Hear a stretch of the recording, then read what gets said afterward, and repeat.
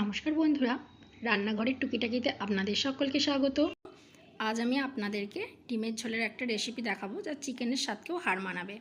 তার জন্য এখানে ডিম আর আলু আমি সেদ্ধ করে নিয়েছি, আর ডিমের খোসাগুলো ছাড়িয়েও ডিমের গায়ে দেখুন আমি কাট মার্ক লাগিয়ে নিয়েছি।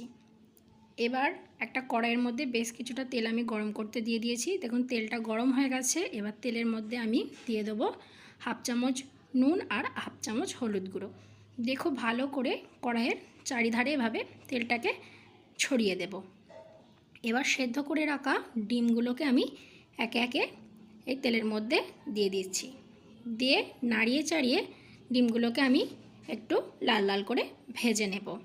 দেখুন মিনিট দুয়েক সময় নিয়ে ডিমগুলোকে আমি একটু লাল লাল করে ভেজে নিয়েছি। এবার এগুলোকে আমি উঠিয়ে নেব। এবার ওই তেলের মধ্যেই আমি দিয়ে দেবো জিরে ফোড়ন। দিয়ে জিরেটা একটু ভাজা ভাজা করে নিয়ে দিয়ে দেবো দুটো মিডিয়াম সাইজের কুচিয়ে রাখা পেঁয়াজ। দিয়ে পেঁয়াজটাকে একটু নাড়াচাড়া করে নেব। খুব ভালোভাবে একটু নাড়িয়ে চাড়িয়ে নিলাম। এবার এর মধ্যে সেদ্ধ করে রাখা আলুগুলো দিয়ে দেব। দিয়ে আলু আর পেঁয়াজটাকে খুব ভালো করে আমি ভেজে নেব।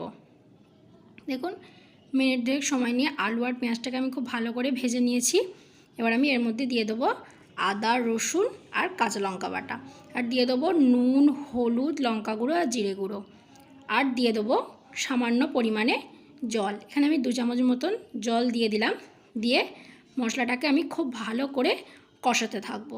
যতক্ষণ না মশলা দিয়ে খুব ভালোভাবে তেল ছাড়ছে ততক্ষণ কিন্তু মশলাটাকে আমি কষিয়ে নেবো। আর গ্যাসের ফ্লেমটা মিডিয়াম টু লোয়ে রেখেছি। দেখুন মিডিয়াম টু লোয়ে রেখে মিনিট 5 সময় নিয়ে আমি কিন্তু মশলাটাকে খুব ভালো করে কষিয়ে নিয়েছি। আর মশলা থেকে তেল ছেড়ে গেছে। এবার আমি এর মধ্যে দিয়ে দেবো পরিমাণ মতন জল। আপনারা যে যেমন ঝোল রাখতে চান তেমন জলটা দেবেন। আমি আমার পরিমাণ মতন জল দিয়ে দিলাম। দিয়ে সমস্ত কিছুকে কিন্তু খুব ভালো করে আমি মিশিয়ে দেবো। সমস্ত কিছুকে খুব ভালো করে মিশিয়ে আমি এটাকে ফুটতে দেবো। দেখুন ঝোলটা কিন্তু খুব ভালোভাবে ফুটে উঠেছে। এবার সেদ্ধ করে ভেজে রাখা ডিমগুলো আমি এর ঝোলের মধ্যে দিয়ে দেবো। দিয়ে আবারও সমস্ত কিছুকে খুব ভালো করে মিশিয়ে আমি এটাকে গ্যাসের ফ্লেমটা লোয়ে রেখে মিনিট 5 জন্য খুব ভালোভাবে ফুটতে দিয়েছিলাম। দেখুন খুব ভালোভাবে ফুটে গেছে, তৈরি হয়ে গেছে আমাদের ডিমের ঝোল।